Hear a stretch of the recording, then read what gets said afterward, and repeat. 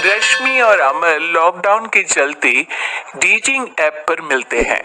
उसी बीच उनकी बॉन्डिंग बहुत अच्छी बन जाती है और दोनों एक दूसरे से प्यार करने लगते हैं। बस लॉकडाउन खत्म होते ही चट मंगी पट शादी। उससे पहले घर में बात तो कर लो। अरे माँ पापा कभी मना नहीं करेंगे। अमर की बात सुन रश्मि खुश हो जाती है। ऐसे ही दिन बीतते हैं और देखते ही देखते लॉकडाउन खुल जाता है, जिसके अगले ही दिन अमर अपने परिवार के साथ रिश्ता लेकर रश्मि के घर पहुंच जाता है। अभी लॉकडाउन खुला ही है और कोरोना तो खत्म भी नहीं हुआ, इसलिए ज्यादा कुछ ना करके अगले कुछ दिनों में छोटे फंक्शन के साथ शादी कर लेते हैं। अमर के पापा की बात पर सब सहमत हो जाते हैं। कुछ दिन बाद दोनों की शादी हो जाती है और रश्मि अपने ससुराल पहुंच जाती है। बेटा, शादी तो तूने अपनी मर्जी से कर ली, लेकिन बहू को बोल देना इस घर में हुक्म मेरा ही चलेगा, इसलिए अपना राज जमाने की कोशिश भी ना करें। माँ, रश्मि को यहाँ सिर्फ प्यार, आशीर्वाद और अपनापन चाहिए, पैसा या राज नहीं।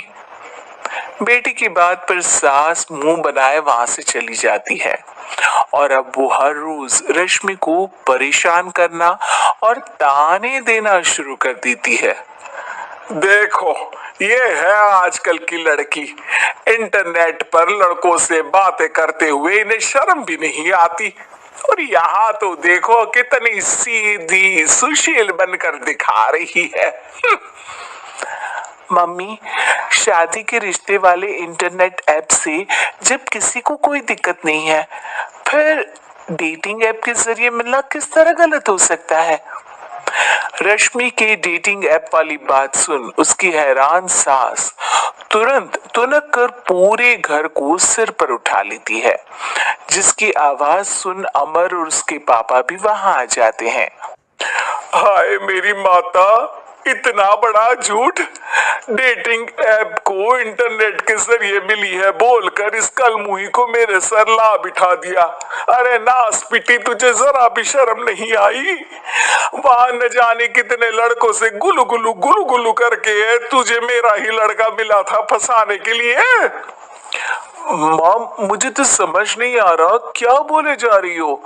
डेटिंग ऐप इस्तेमाल करना कोई अपराध नहीं है, और तुम रश्मि को ऐसा कैसे बोल सकती हो? मैं भी तो था उस ऐप पर। पहले उसके लिए माँ से झूठ बोला और अब लड़ाई कर रहा है।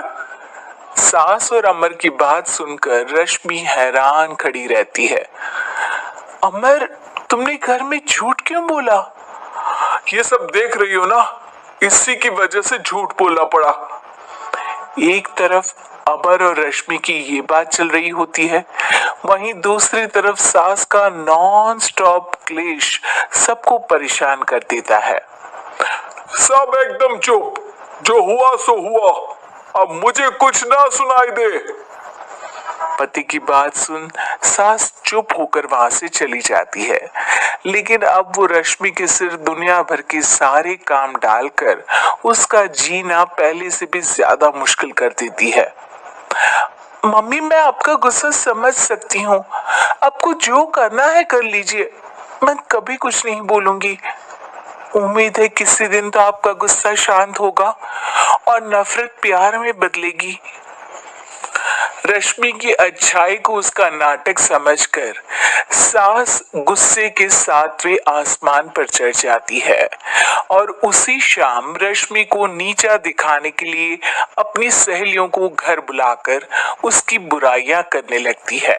अरे कौशल्या, क्या बताऊं, आजकल के बच्चे ना बहुत एडवांस हो गए हैं।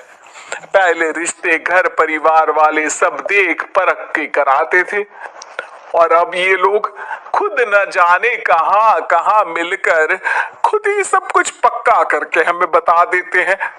लड़की का कैसा